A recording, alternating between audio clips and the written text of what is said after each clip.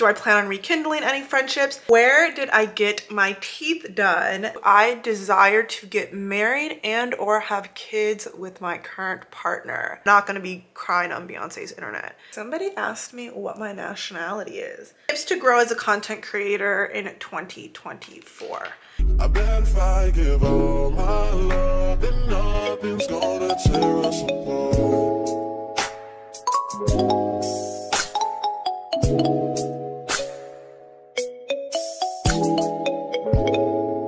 Hello beautiful, and welcome back to another video. Today I have a very exciting video for you today. I have asked on my Instagram to just ask me any and everything. I said I'm filming a whole bunch of videos this week.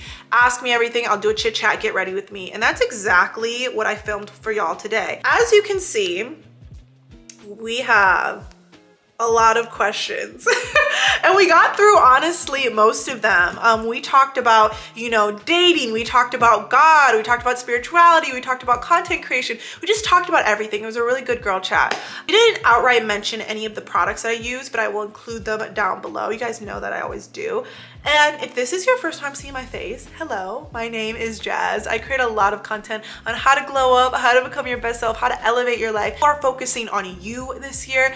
Follow along. We are literally a community of women that are just obsessed with pouring into ourselves. Like this video if you saw your question, or you know, if you want more type of videos like this, and definitely comment something down below. It is a safe space down below. I love chit-chatting with y'all in the comments, and of course if you have any personal questions, feel free to DM me on Instagram. Speaking of that, don't forget to follow me on Instagram, on TikTok. You're gonna see a lot of content that you won't see here on YouTube. More of a way that we can connect with each other and just become internet besties. Really hope you enjoyed this video. I asked the same question on my YouTube community post, and I got so much in-depth questions on there that I am making an entirely separate video. So like this video, if I should post part 2, it will be posted. Don't worry girl, I don't know when. I'm so glad you joined me. Hopefully I answered your question. I love you so much. Thank you so much for always supporting me, and I will see you in the next video. Bye y'all. A little lip plumper, we're gonna let that set in. We're gonna pull up the questions and we're gonna get ready together. Where did I get my teeth done? They look so natural. First of all, thank you. I get compliments in real life and on Instagram, social media, everything on my teeth. I actually have an entire video on everything that I've got done. Botox, fillers, my teeth, whatever it might be. I went to Colombia. I went through a travel surgery consultant. I will include her information down below. You can book a consultation with her, tell her your goals and everything, and she will design an entire dental design package for you. She will tell you exactly who I went to. I'm never, y'all know me, I'm never trying to gatekeep, but when I did get my teeth done, I did do it at an influencer basis, so I got half off. And part of that half off was, you know, I can't outright name the dentist. You have to go through her. I've had them for about 2 years. I have 20 Emax porcelain veneers. They've never shifted. They've never caused me any problems or anything like that. I'm in love with them. Thank you so much for the compliment, girl. Someone said, your content transcends age. I'm in my early 40s and I love your page. Is this intentional or is this deliberate? What I will tell you is, first of all, I love TikTok. You know, that's where I started. I love TikTok, but it's definitely a younger audience. It's a lot more opinionated. I don't know if on YouTube it's just a completely different vibe on here, but it feels like older. It feels mature, it feels wise, it feels like we can genuinely have some like heart-to-heart conversations in the community posts, in the comments. Like, I'll even have people DM me from YouTube to Instagram. We really be chatting, you know, in the DMs, and it feels really, really authentic. I think once I went to YouTube, it was a little bit more deliberate. I never tell you you have to do something, you know? I never tell you you need to do this. I try to make my tips specific and actionable enough to where, you know, you can take notes and you can implement something tomorrow or even today. But I try to make it broad enough that wherever you are at in your life, whether you are 16, whether you're 20, whether you're 30, 40, 50, whatever it might be, you can apply something that I've said in that video to your life. So I will say, yes, it is deliberate that my tips are truly for everybody. If you see me looking over here, this is my mirror. Somebody asked, do I desire to get married and or have kids with my current partner? Let's talk about it. The marriage, that's an easy yes. I've always seen myself with one partner for the rest of my life. That's, I would love to be married. I don't think I'm a big wedding person, surprisingly.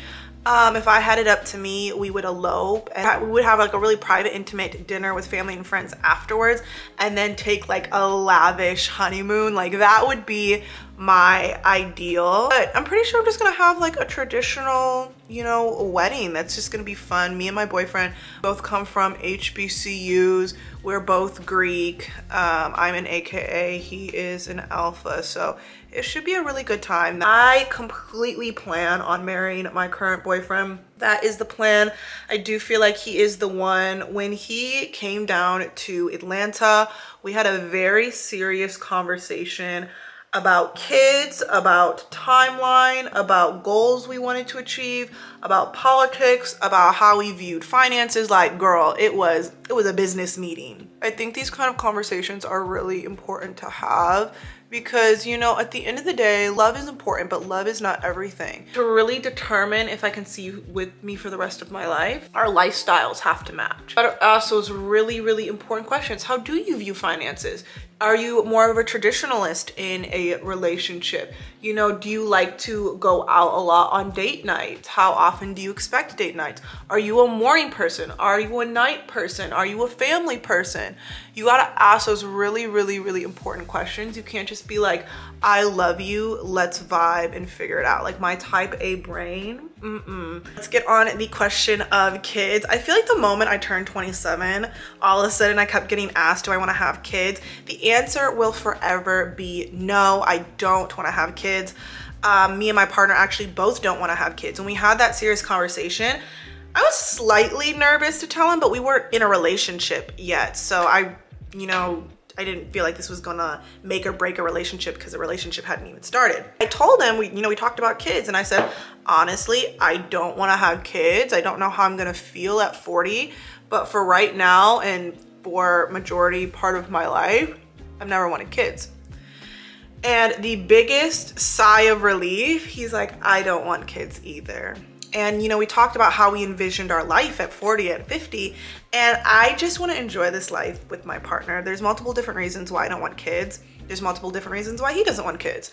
I think kids are cute, but when I envision myself at 40, I envision myself in a very quiet household.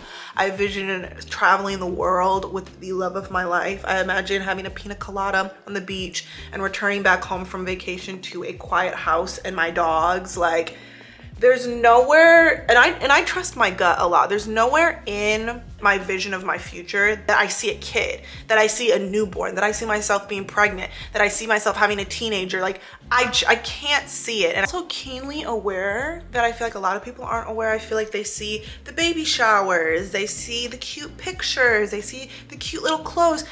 Kids take an immense amount of sacrifice. They take an immense amount of financial sacrifice, mental sacrifice, emotional sacrifice, especially on a woman. And I don't think people take that as seriously as they should. Kids deserve the most amount of love and respect and support possible. It's a commitment that I don't take lightly. It's a commitment that I have thought a lot about. My boyfriend has very different reasons. My reasons are it's just a gut feeling. A lot of questions on dating. One of the questions was, how did me and my boyfriend meet?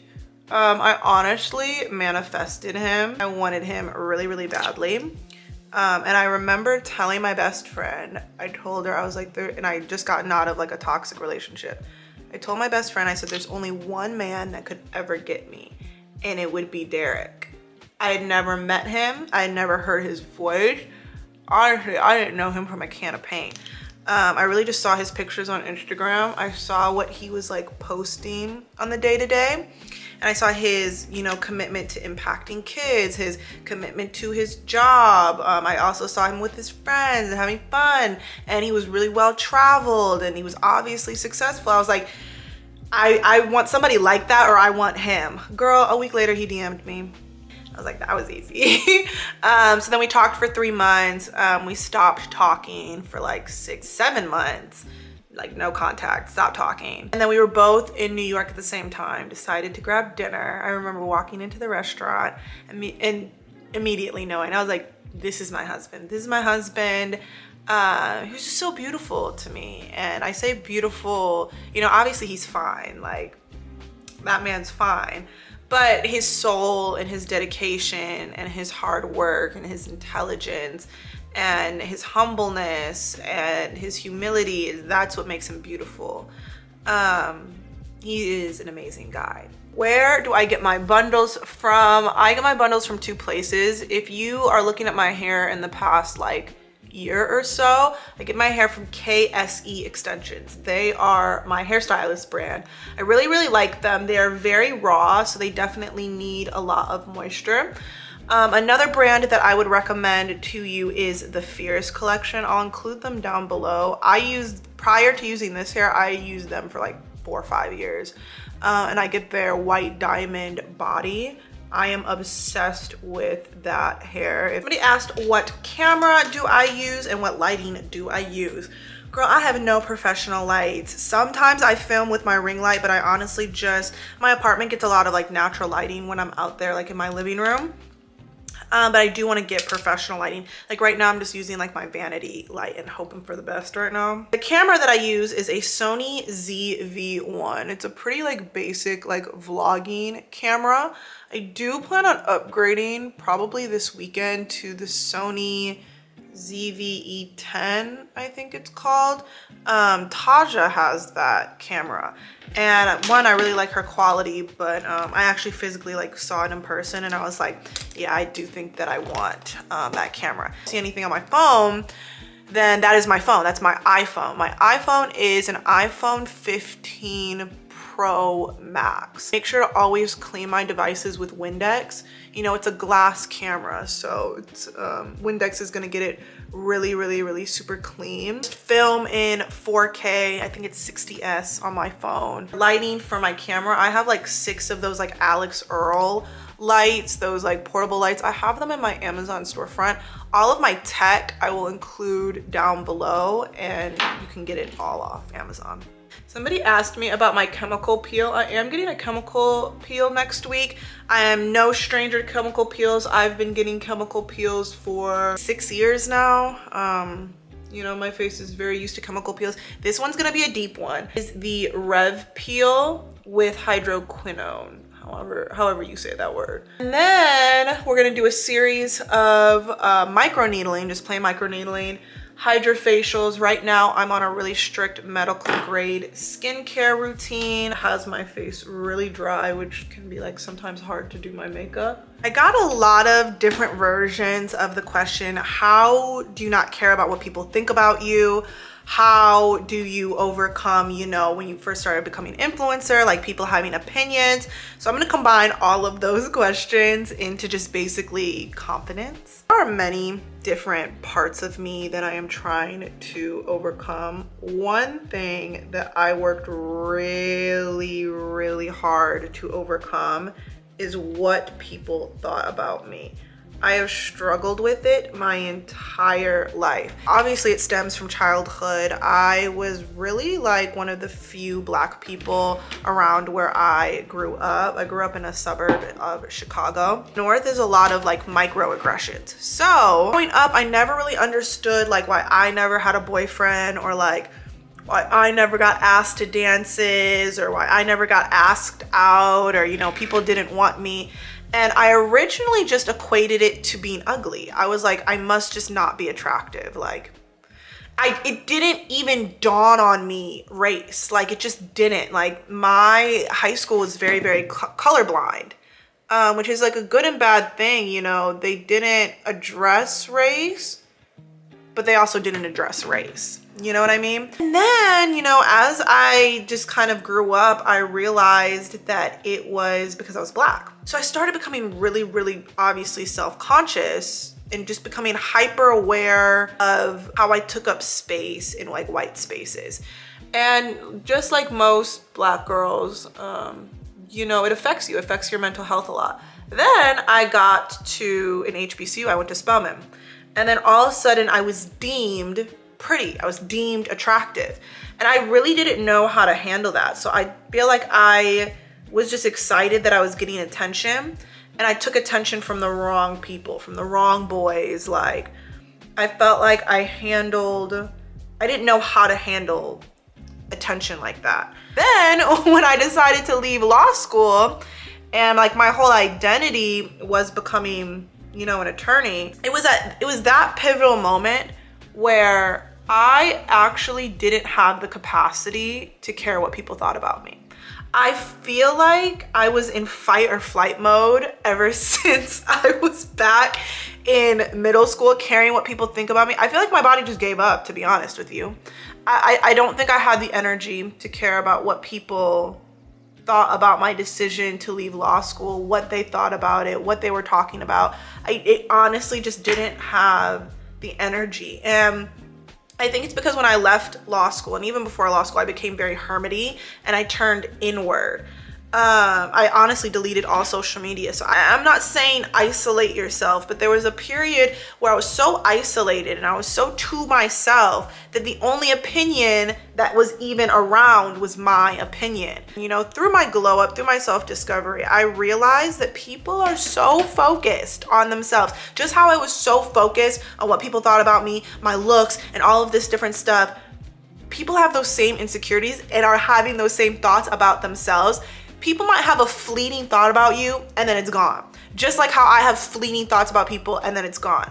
Once I realized that I was not that important, and I mean that in a very good way. I mean that in the sense of like, girl, nobody really cares.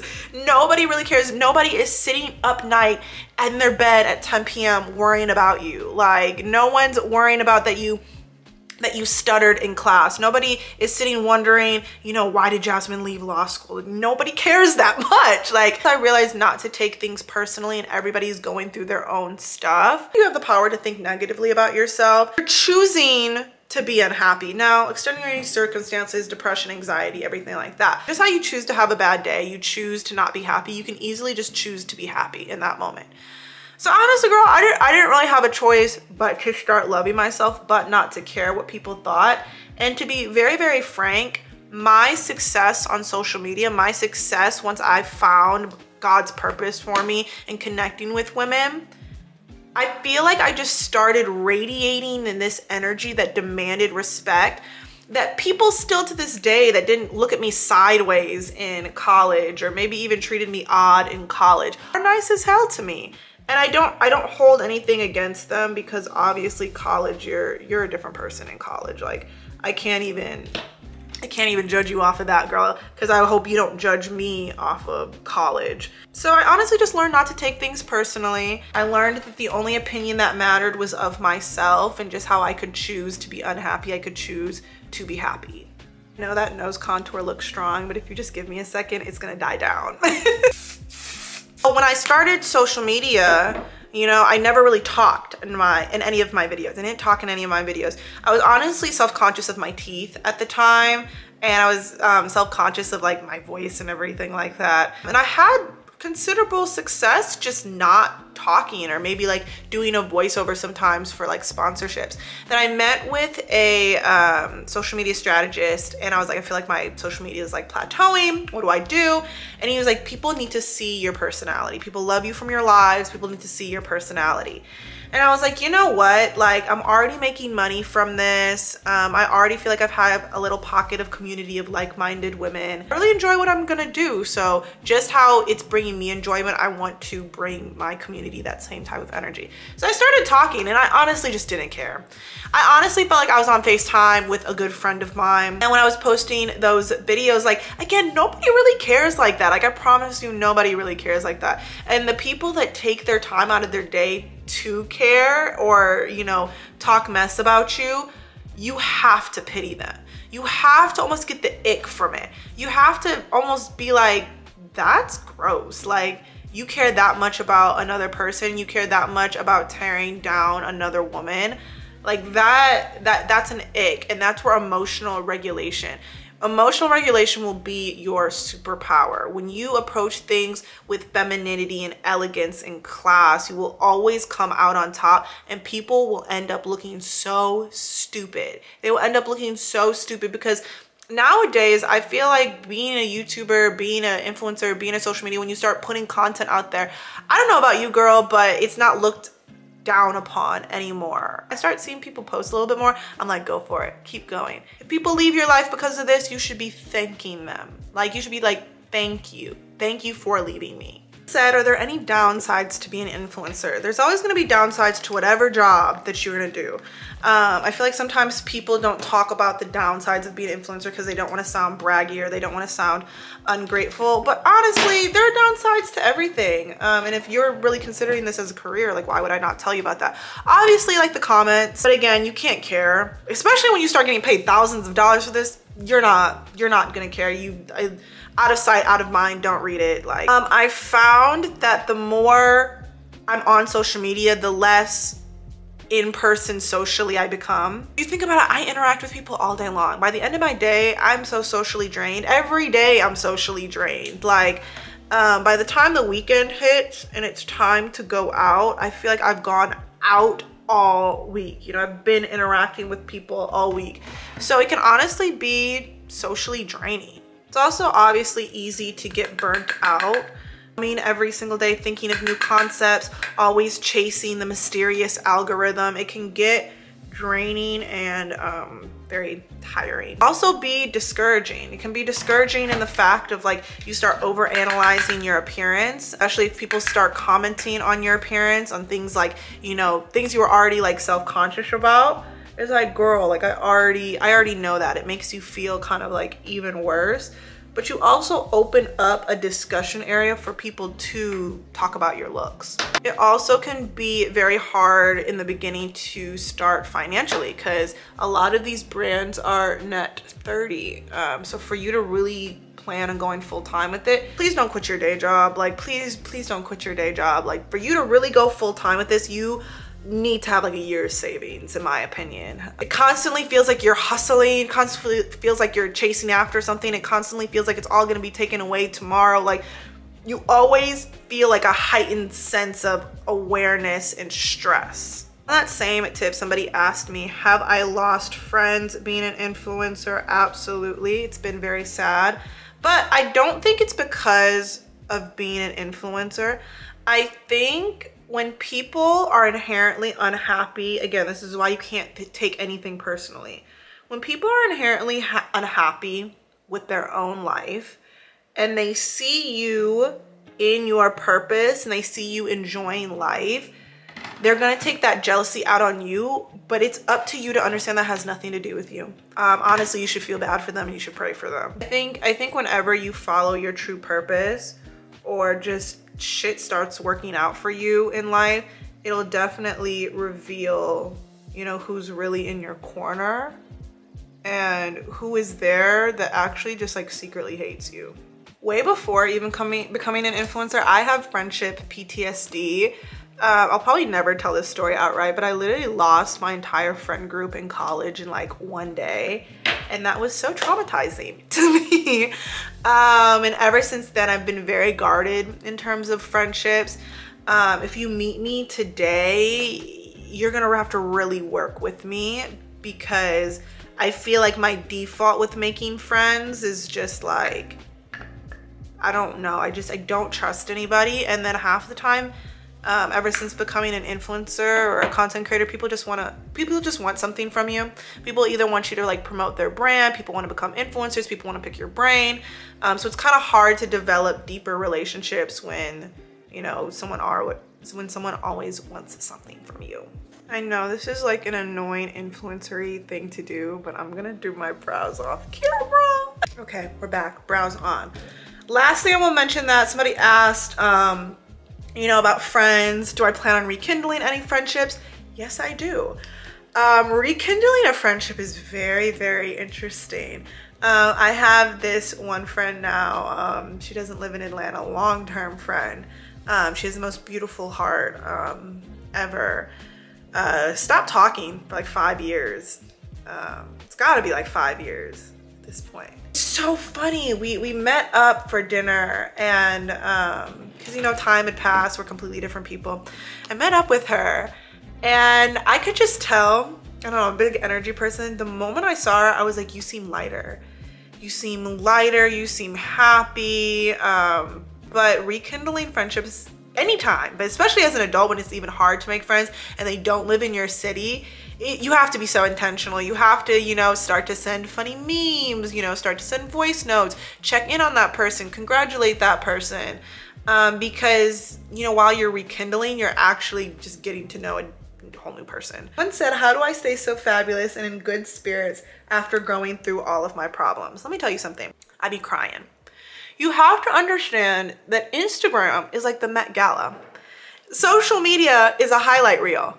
So, you know, personally for me, I want to let y'all in as much as possible, but I'm not going to be crying on Beyonce's internet. You know, I want to inspire and I want to uplift you.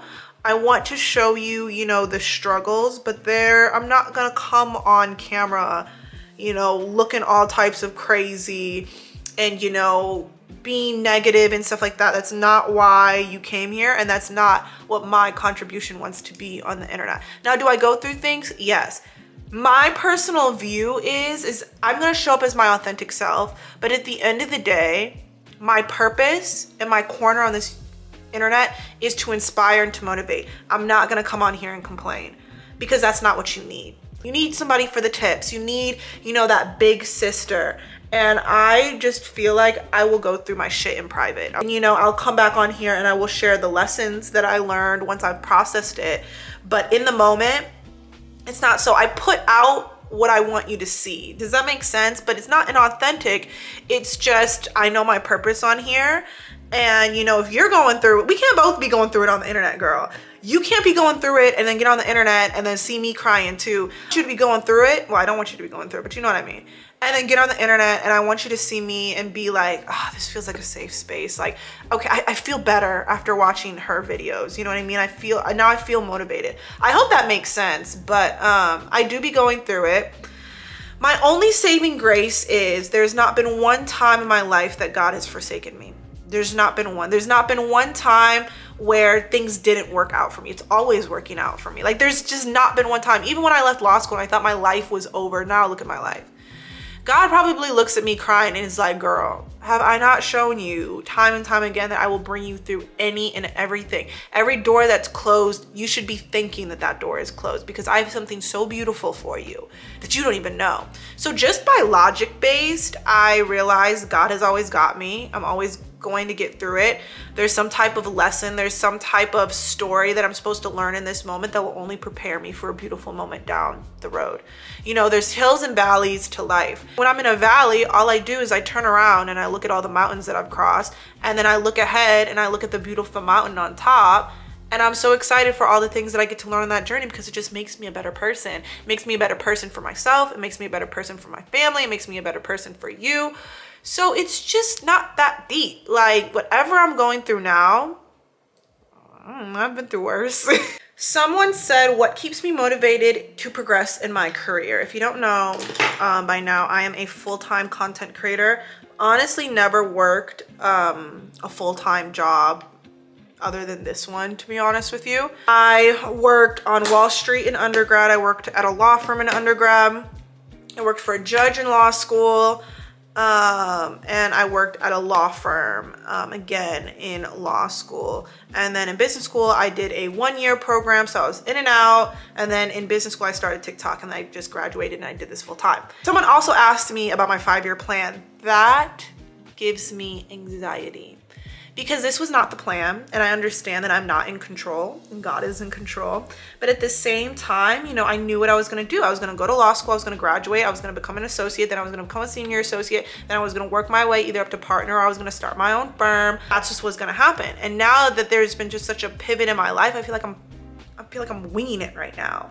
And there's like excitement in that, you know what I mean? But at the same time, it's like, what's the 5-year plan? I have realized that God has pivoted my life and redirected my life so many times that me making up a 5-year plan, I feel like you tell God your plans and he laughs. I have a very loose 5-year plan. Like I would like to be married. I would like to invest a lot. I would like to start a scholarship fund to fund at least one person at Spelman to go for free. I have very loose things. Like I want to get another dog. I want to buy a house. Like I have very loose things, but that's, I guess, like my 5-year plan. I don't think social media is forever.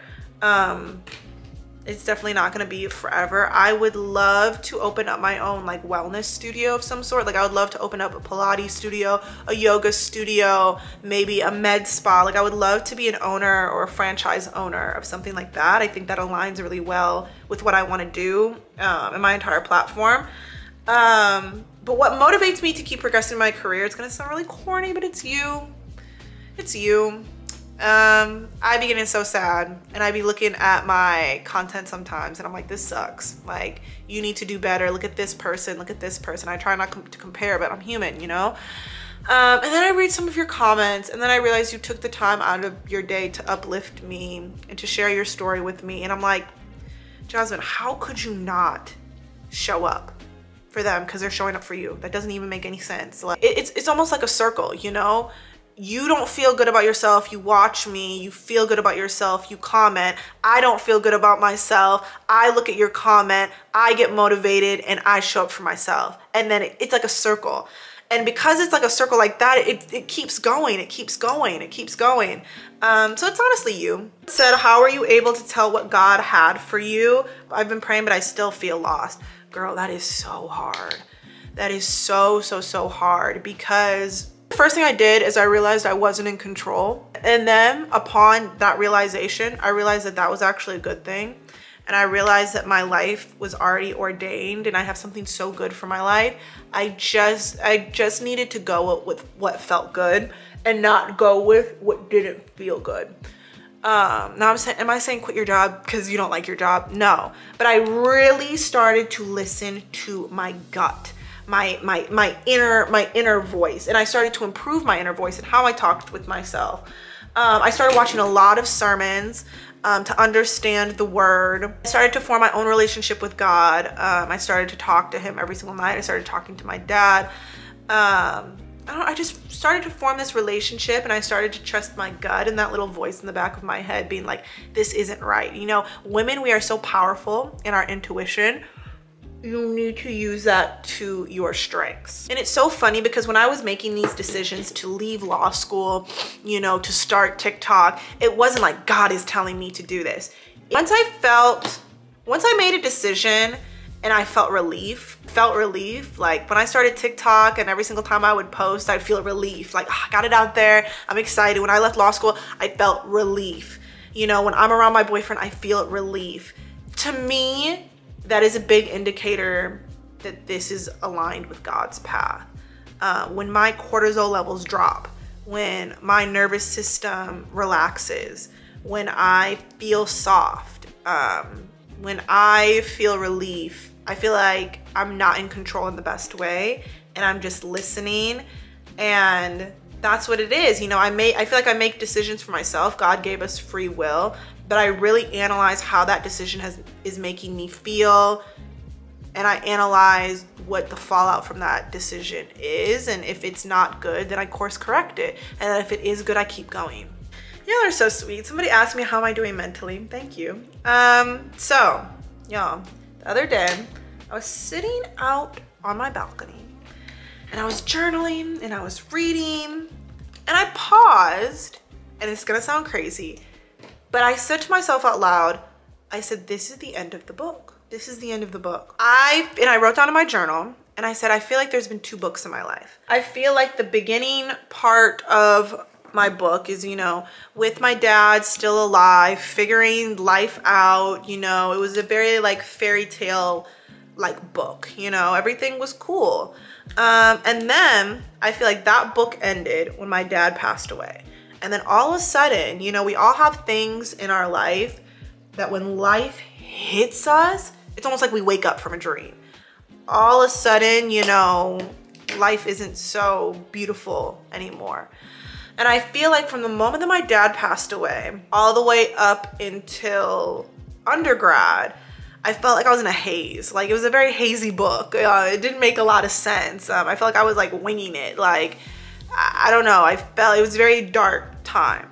Then when I got to undergrad, I felt a sense of freedom. I felt a sense of belonging. Again, you know, I went to an HBCU after being in white spaces. And, you know, college was weird. Law school was weird. Business school was weird. And, you know, leaving law school was weird. Everything was weird, but I felt like it was kind of shaping me. And I feel like once I left law school, I started this trek of self-discovery, which was towards the end of that book. And I started my glow up journey. And, you know, I really adhered to, you know, reading and journaling and, you know, trying to become my best self, my higher self. I was sitting on my balcony and I just dropped my dog off at daycare. And I was sitting in my dream apartment and, you know, I'm getting ready to buy my dream car. And I looked in the mirror and I liked the way that I look. I was like, it wasn't a sense of I've made it, but it's like the woman that you were journaling about 2 years ago, you did it. Who you saw in your head, your higher self at that time, like you did it. And I felt so calm and I literally felt like I was closing a book. But I was closing a book in the sense that I knew I was closing the book. And it's almost, and I wrote this in my journal, and it was almost like when the end character, you know, it's not completely closed up, but she got the guy. Her mom is happy. There's money in her bank account. She got the dog. She got the apartment. She got the dream career. You know, everything isn't perfect. There's still some like loose ends, but you know she's gonna be okay. You know she's been through a lot, but you know she's gonna be okay. That's how I feel right now. Now, when a book closes or an episode ends or a series ends, it feels like, like an in-between. Like, what book am I gonna pick up next? I hope that doesn't sound crazy, but that's how I feel now. What book am I about to write next? Give me some big sister advice. I'm 24 and I feel so behind sometimes. The whole concept of feeling behind is so funny because you've never lived this life before. You've never lived in this moment before. Behind in what? Not like you have this other, like not like there's this other version of Jasmine that I'm looking at her life and I'm like, oh damn, like I should be doing this because Jasmine's doing this. There's only one of you. You can't be behind. You've never lived in this moment before. You can't compare yourself to other people because A, you don't know what they're going through. B, that's their lane, that's their race, and good for them. God has something so amazing for you. And he's always brought you through. There's never been a time that he hasn't. He's probably saved you from situations that you didn't even know that you needed saving from.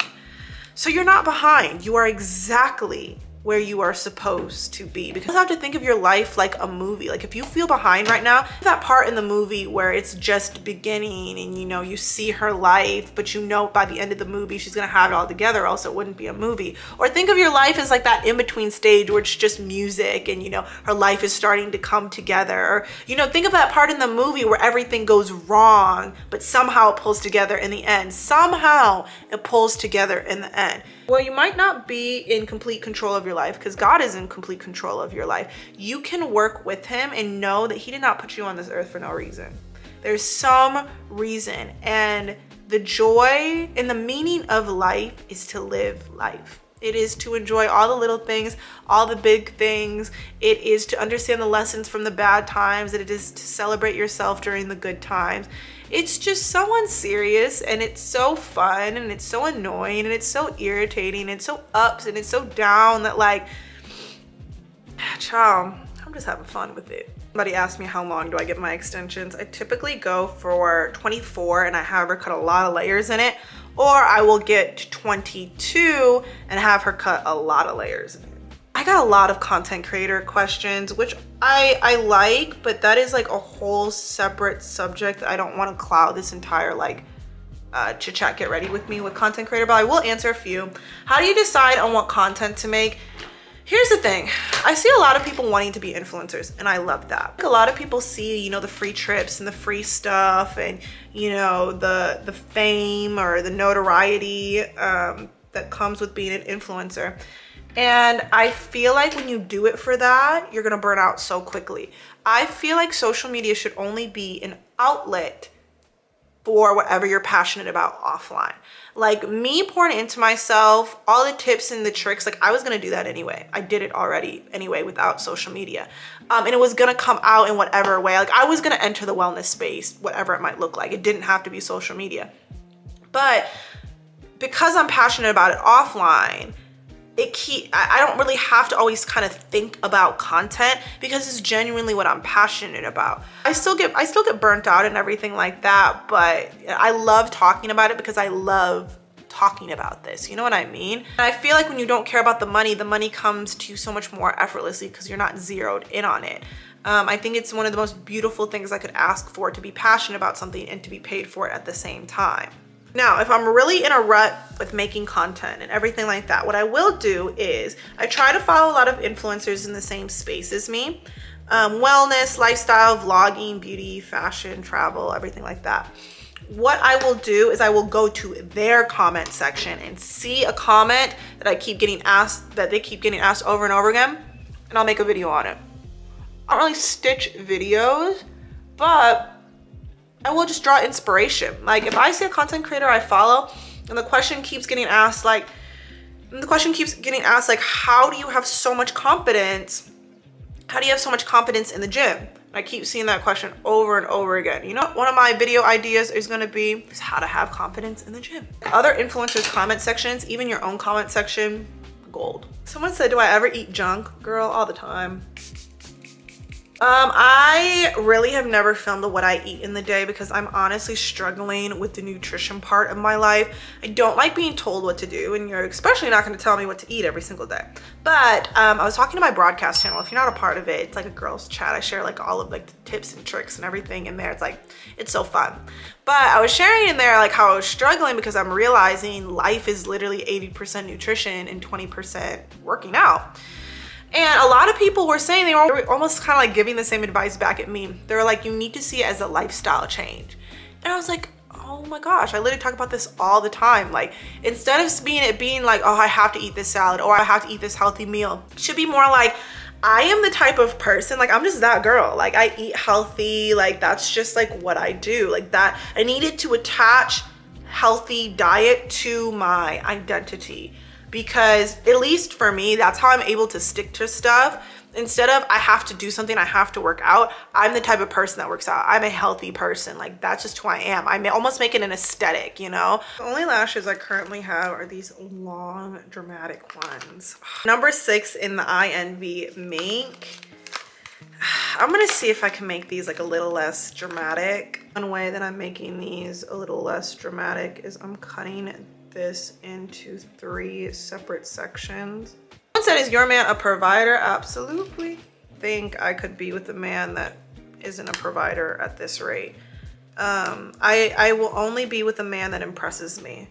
Like you gotta be better than me. Like I can't be better than my man. I'm so tired of putting these men on, like putting these men on to journaling, to eating right, to, you know, even workout, like stuff like that. Like we're no more Barbara the Builder. Like I want to be put on, I want to rest, I want to be taught things. Like you should be coming into my life, improving my life. Somebody asked me what my nationality is. Girl, I am blackity blackity black black black. Now I did do a 23andMe. And it came back like 64% or 67% Nigerian. And the rest was honestly Irish and like mixed European. It was like 27 or like 24% pure Irish. That was a shock. I get questions on my nationality all the time. I don't know why. Like, I just feel like I look I look black. Now, someone said I'm 27, but I still feel / look 23, childish. What are some steps for me to step into my womanhood? This is a really good question that I should probably make into an entirely separate video. One, I have a video called From That Girl to That Woman that might help you. But you might have to go on a very, very, very intentional journey on upgrading your look. What I would start with is your hair. Probably has something to do, you know, with your hair. I would ask friends and family like, oh, do you think there would be like another look that would look good on me? Or I would even, you know, go in for like a sew-in, you know, not, you know, permanent, like dyeing your hair. And I would ask, you know, the stylist, like someone that doesn't even know you, someone that you just walked in, like, what do you think would look good on me? Like, I'm really trying to elevate my look. Like, do you think I need layers, more face framing layers? Do you think I need a shorter look? Do you think I need a longer look? Do you think I need to try a different color? Do I need to try bangs? You know, they're literally, you can pay like an image consultant if you're very like serious about it, but sometimes just asking random people like a stylist when you book an appointment, friends or family or whatever it might be, and start off with your hair. Then I would go to your wardrobe. Those are like the first two things that like come to mind when it comes in terms of like image and like upgrading your look. There's a lot of different ways you can upgrade, you know, your look through like, you know, a capsule wardrobe, or, you know, investing in some more like dainty, you know, elevated pieces, you know, elevating your makeup style. You know, I'm not saying you have to wear makeup every single day, but I think every single grown woman should have like a signature look, like a go-to look. Honestly, I think you should have 3. I think you should have like a 5-minute look, like when you're running errands, when you want to look presentable.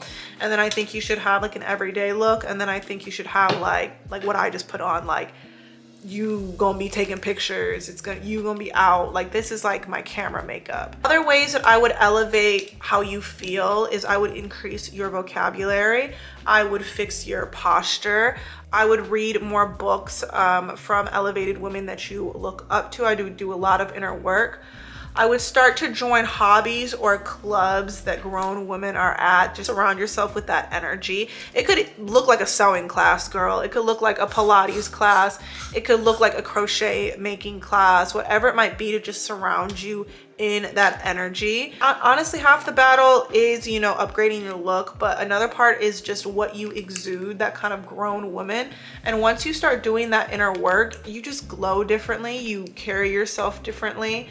And I would really, really highly recommend tapping into your femininity, listening to a lot of femininity podcasts, a lot of feminine creators. I would do things that make you feel feminine. That comes with upgrading your closet, showing off your best attributes, feeling confident, things like that. I can create an entirely separate video on that, but that's just off the dome what I think. Somebody asked me, do I have ADHD or any other type of neurodivergence? I don't. Never been diagnosed. I've never felt like I've had ADHD or ADD. I've never felt like it. When I hear people who truly have ADHD, when I hear, you know, what goes on in their mind, and then when they do get them put on medication, their reaction, I'm like, I don't. I don't. So sometimes it is kind of hard for me because I feel like a lot of my users do have some type of neurodivergency. And that's another thing, a little tangent. Sometimes I get asked questions like, what would you do if you were like a single mom? Like, I need some advice. I'm a single mom. I'm never going to give you advice on things that I haven't myself experienced. That's the amazing thing about content creation. There's always content creators that you can relate to that are going through something similar. You know, there's always a single mom out there creating content for single moms. I can't speak on anything that I haven't gone through myself, and I'm not even gonna try to like give you advice if I haven't gone through it myself. I'm only gonna talk about stuff that I have gone through. Like, I can talk about business school, I can talk about law school, I can talk about pivoting, I can talk about being in your, you know, your 20s, I can talk about traumatic relationships, I can talk about, you know, losing a parent. I can talk about those things, but I get very hesitant when people ask me what to do in their situation when I have no idea what you're going through. So I would hate to lead you astray with me just talking out the side of my mouth. Someone said in my worst moments, what keeps me motivated? Honestly, my mom. I can't disappoint her. Like, it's my mom and I. Like I cannot, she didn't just sacrifice all that she had in her life for me to be sitting around. Like, she should be able to brag on me. Last, how do I practice self-discipline? I tie discipline very closely to self-love. Just for me personally, discipline is how I show myself commitment.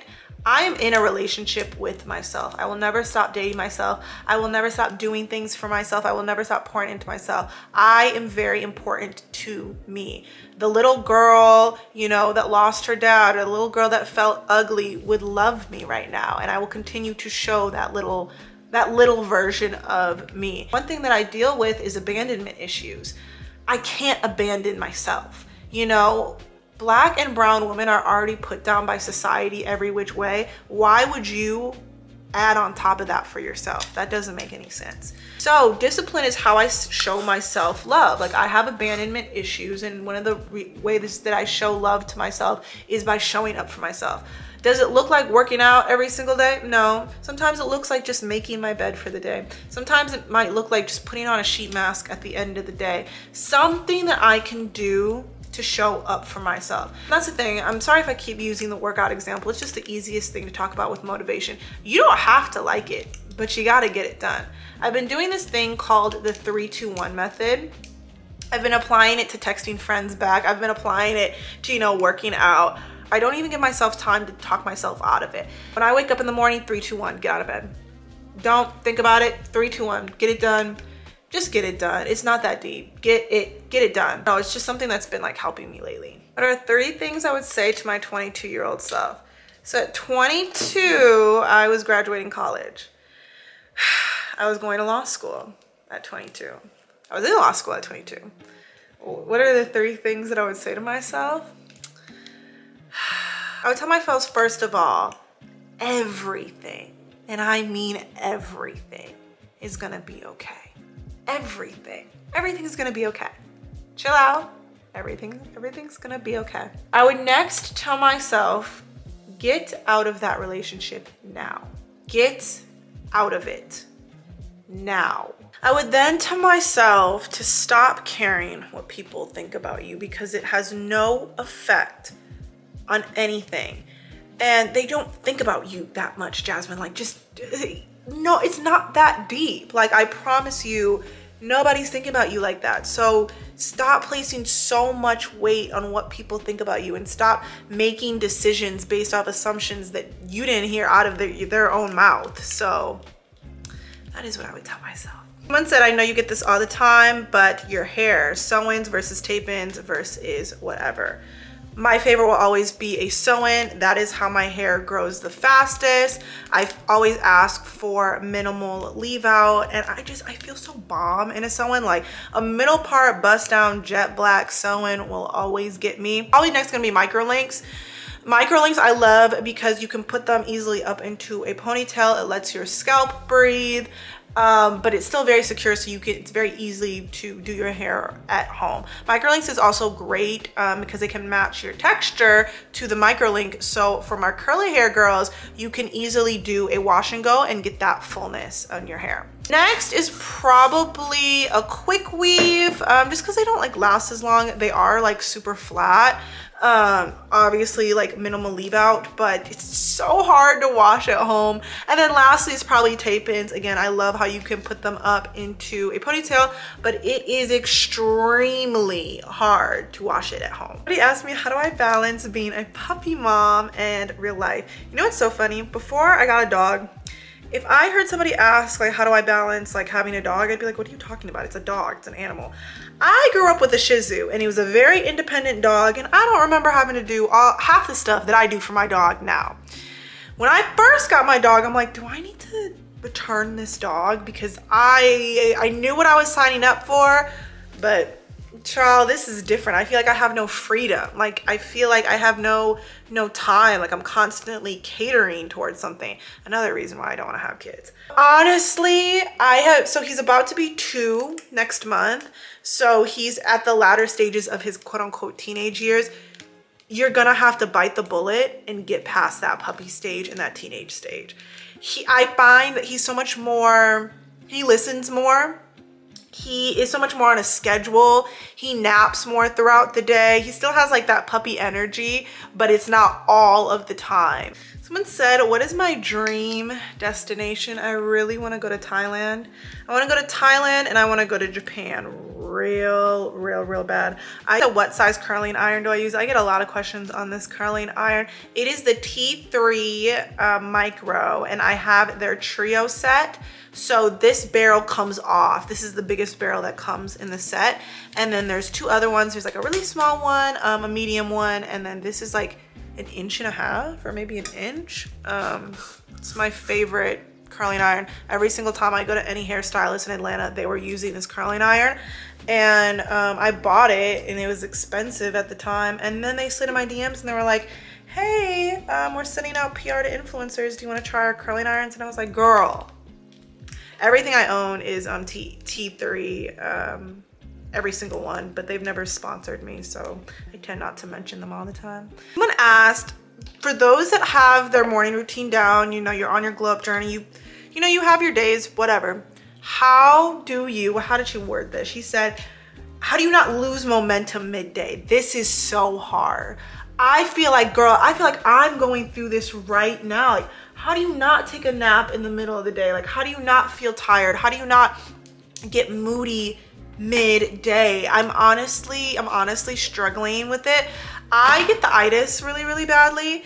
So I have been trying to do like a morning fast and like eat more protein during my breakfast. But if anybody has any tips for this, I'm honestly struggling as well. I don't have the answer because in the morning time, I'm go. When it hits like 3:30, 2-3, like someone made a good point. She said, hookup culture is real. How do you attract a serious relationship with a partner? I have always had this sentiment. I remember my last relationship, as toxic as it was, I was like, I will never find a love like this. 2 weeks later, I met my boyfriend. I'm crazy. You're always gonna find somebody better. Always gonna find somebody better. But I feel like the period in between my current boyfriend, when we stopped talking for those couple months, first of all, I met him too soon after my breakup, and he had just gone through a breakup as well. But I feel like in those months, I dated a couple of people that were actually like very serious about me, but I feel like it's because during that time I was able to do enough work on myself that the frequency and the energy that I was giving out and the way that I carried myself, like, you can't play with me. I don't even look like you can approach me and play with me. Like, are you gonna walk into Tiffany asking for a discount? You're gonna walk into Chanel asking for a discount?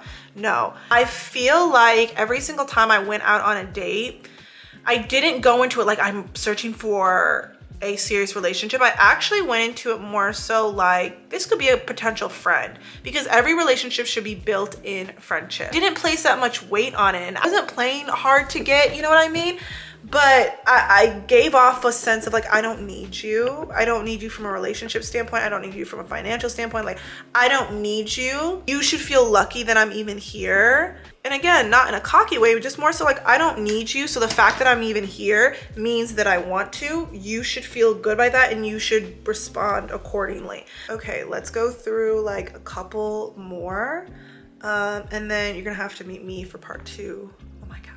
Someone said tips to grow as a content creator in 2024. I would lean into short form content. Specifically, I would lean into reels.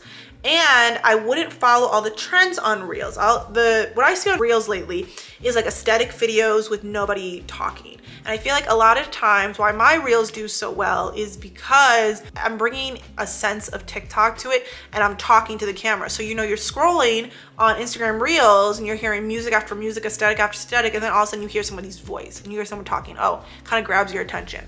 So I would start talking on Instagram reels. I know it's gonna be scary at first, but just lean into it. And I would repost all of that content to TikTok. I would just repost it, and do YouTube shorts. Start to see some traction with YouTube shorts. You need to hop on that long form content as soon as possible, or else people are going to be expecting that short form content from YouTube Shorts. Talking to the camera, keeping it around 1 minute and 30 seconds, posting it on multiple platforms, seeing which one responds like the best to it. Looking at other people's content, drawing inspiration, and then also asking any friends or families, like, give me some honest feedback, or even asking your audience, like, you know, if you're done filming a vlog, reposting the vlog to your Instagram stories and be like, any feedback. That's personally what I would do.